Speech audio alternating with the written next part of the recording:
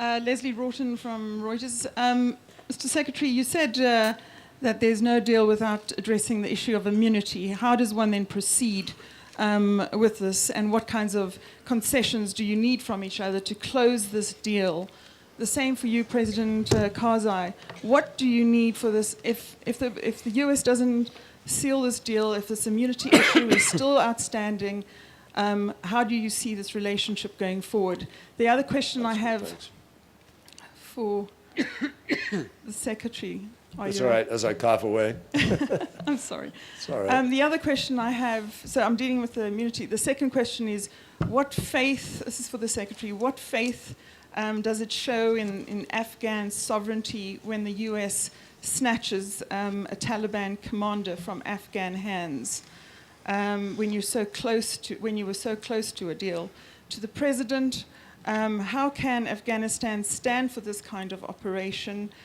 Does it undermine you just when you're trying to agree on issues of counterterrorism and security issues?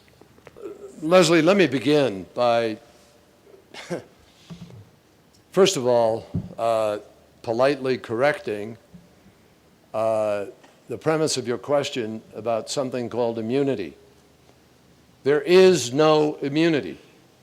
There is no question of immunity. If an American who is part of any expeditionary force under agreement from the Afghan government were to violate any law, as we have in the past, we will continue to prosecute to the full measure of that law, and any perpetrator of any incident, crime, anything will be punished.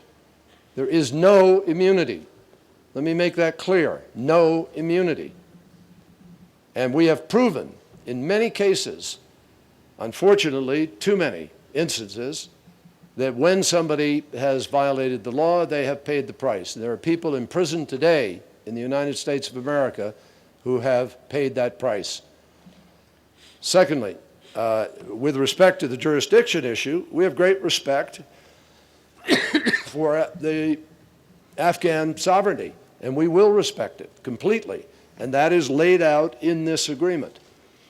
But where we have forces in any part of the world, and we unfortunately have them in a number of places in the world, in Japan, in Korea, in Europe, in other parts of the world, Africa, wherever our forces are found, they operate under the same standard.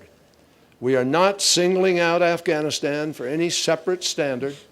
We are defending exactly what the Constitution and the laws of the United States require. Now, we completely respect that the President should decide appropriately that this issue ought to be decided in his loya jirga. We absolutely, that's the best of democracy. We embrace that. But there are realities that if it isn't resolved, we can't send our forces in places because we don't subject United States citizens to that kind of uncertainty with respect to their rights and lives. There's no comment on any other country. It's nothing negative. It's an historical tradition and something that exists everywhere in the world. So that is a very important principle. Now, the President has expressed his concerns. He's been honest with us and upfront about it, but he understands that the other issues that we have resolved in this important agreement are important, and that we have worked hard in good faith to resolve them. And so his consultative process will go to work, and the United States will respect that process as we should. With respect to counterterrorism activities and the apprehension of an individual, we followed the normal procedures that the United States follows in our agreement. We regret that this circumstance took place in some ways that some folks, apparently the chain of communication didn't go as far, but we did what we are supposed to do under the agreement. Now, I'm not going to discuss the details, except to tell you that this individual is responsible for the loss of lives, not just here in Afghanistan, but has plotted against the United States, has association with other major plots to injure many people, and is a serious terrorist. And so we will work with the government, as we have said. We will absolutely work with the government of Afghanistan to cooperate so that the appropriate process flows out of this to respect their interests and respect their sovereignty. But this was a normal counterterrorism procedure according to the standards that we've been operating by for a long period of time.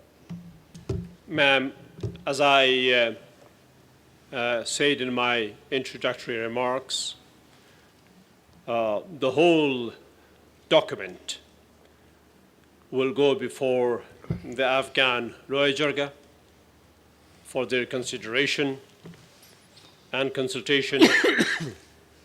And if it is approved, it will go to the Afghan Parliament for the formal approval of relevant state institutions.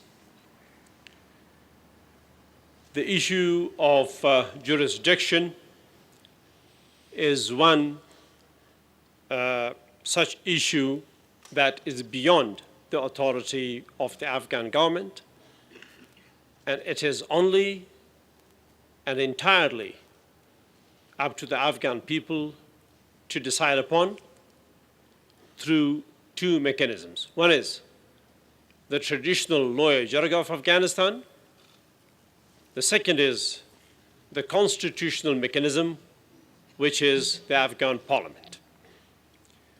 On the issue of seizing a Taliban commander by the US forces in Afghanistan, this is an issue that we have raised in earnest with the United States in the past few days, as we have on all other previous occasions of such arrests in which the Afghan laws were disregarded, which we do consider a violation of Afghan sovereignty.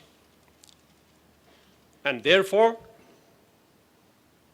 our discussion today in particular has been focused on making sure that through the bilateral security agreement, we make sure that such violations are not repeated.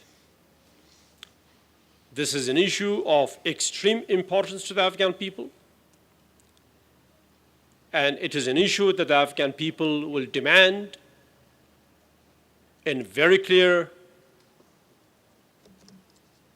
vivid manifestation from their government to make sure is ours, meaning sovereignty.